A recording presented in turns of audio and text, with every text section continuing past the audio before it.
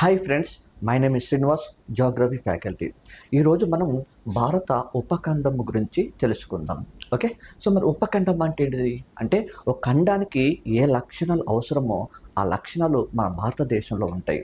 కావున మన భారతదేశాన్ని ఉపఖండము అనేటువంటి పేరుతో పిలుస్తారు. ఓకే, మరి ఉపఖండం అని పిలిచుటకు ప్రధానంగా ఎన్ని అంశాలు దోహదపడతాయి అంటే 3 అంశాలు మాత్రమే దోహదపడతాయి. ఏంటి అమ్మ 3 అంశాలు అంటే ఒకటొచ్చేసి భౌతిక అంశం చెప్తాము, భౌతిక అంశం చెప్పచ్చు. రెండవది వచ్చేసి సాంఘిక అంశము, సాంఘిక అంశము, సాంఘిక అంశం చెప్పచ్చు.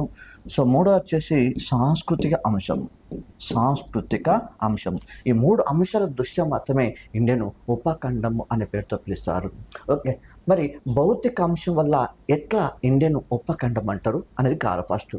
దీన్ని చెప్పడానికి ముందు ఒకసారి భారతదేశ పటాన్ని పరిశీలించినట్లయితే చూడబా, ఇండియాకు ఉత్తర భాగం లోపల ఏముంటాయంటే హిమాలయ పర్వతాలు విస్తరించి ఉంటాయి.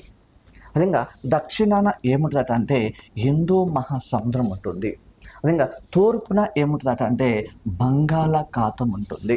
అదే పడమర ఏముంటుందంటే అరేబియా సముద్రం ఉంటుంది. ఈ వేటిలో మనం కృత్రిమంగా ప్రొవైడ్ చేయలేము. ఇవి సహజంగా ఏర్పడ్డాయి, న్యాచురల్గా ఏర్పడ్డాయి. సో అందువల్ల ఇండియా అనేది ఆసియా ఖండం నుంచి బైపర్గెట్ చేయబడి ఒక ప్రత్యేకమైన భౌగోళిక స్వరూపము కలిగిన దేశంగా మారిపోయింది. సో దీనివల్ల ఇండియన్ ఉపఖండం అనే పేరుతో పిలుస్తున్నాము. ఇది మొదటిది. ఇక రెండోది తీసుకుంటే సాంఘిక అంశం అని చెప్పాను ఇక్కడ. సో దీన్ని తీసుకుంటే ఇండియాలో అనేక జాతులు నివసిస్తున్నారు, అనేక కులాలు నివసిస్తున్నారు.